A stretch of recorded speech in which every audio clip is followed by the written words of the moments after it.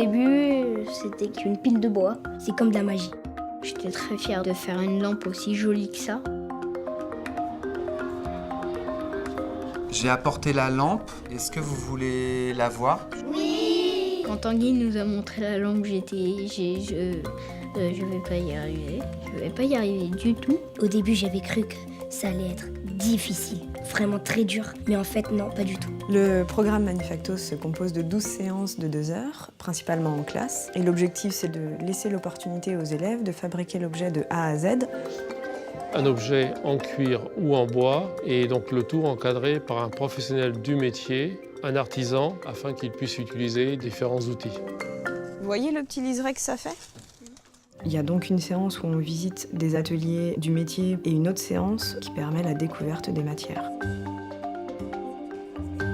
On partait de la matière brute et on arrivait à l'objet fini. Et moi, je me positionnais plutôt comme un chef d'atelier avec un regard sur l'ensemble de la fabrication et l'ensemble des élèves. Je vais couper cette facette. Il ne faut pas descendre comme ça ni comme ça. Il faut descendre parallèlement. Ça m'a rassurée parce que c'était un menuisier qui n'avait pas perdu de doigt. Et donc il y en a un qui va scier et l'autre qui va se mettre ici pour regarder.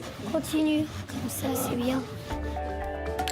C'était un déroulé assez logique. Les étapes normales d'une fabrication d'un objet comme dans un atelier.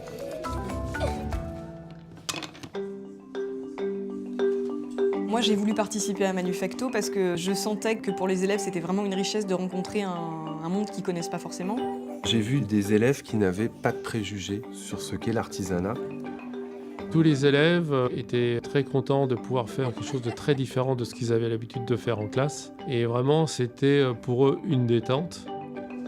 On va tourner, tu vois? Tu tournes.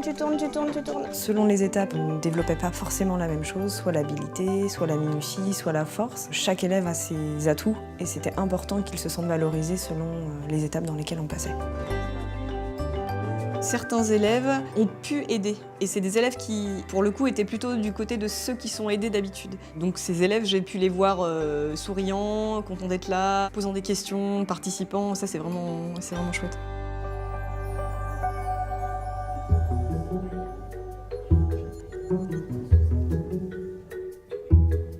J'ai découvert mes élèves sous un angle tout à fait particulier, qui manuellement étaient très à l'aise et qui s'ouvraient parce qu'ils avaient l'occasion de montrer cette aisance, de montrer ce plaisir. Ce qui a fait fonctionner les choses, c'est de fabriquer avec eux. Ça m'a permis d'être dans la même position qu'eux. Le fait que moi, je sois en difficulté sur quelque chose, ça les a un peu fait tiquer. Enfin, ils m'ont dit « Mais madame, mais vous avez pas écouté ?» Bah si, j'ai écouté, mais j'ai pas compris. Et alors, que je puisse avoir la même phrase qu'eux ont parfois en classe, c'était assez amusant.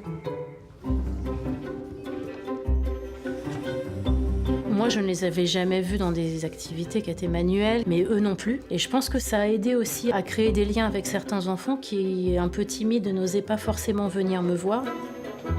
Impeccable. J'ai découvert des enfants drôles qui se sentaient en situation de pouvoir faire de l'humour. Ce sont des qualités que je ne peux pas forcément voir au quotidien dans la classe. Moi, ce que j'ai adoré, c'est que pendant l'atelier, en fait, ils parlent. Ce qu'on leur autorise pas d'habitude dans une salle de classe. C'est super chouette, en fait, parce qu'on les découvre en tant que personne, nos élèves. Le projet m'a permis d'aborder en classe des points du programme, des notions mathématiques essentiellement, les histoires de parallélisme, de perpendicularité aussi, et puis ça a permis de travailler sur les fractions. Donc c'est plein de petites notions comme ça qui ont été abordées, qui ont été illustrées. Alors, est-ce que vous avez trouvé l'échelle de ce plan-là? C'est indiqué dans le cartouche. C'est la moitié de l'échelle 1.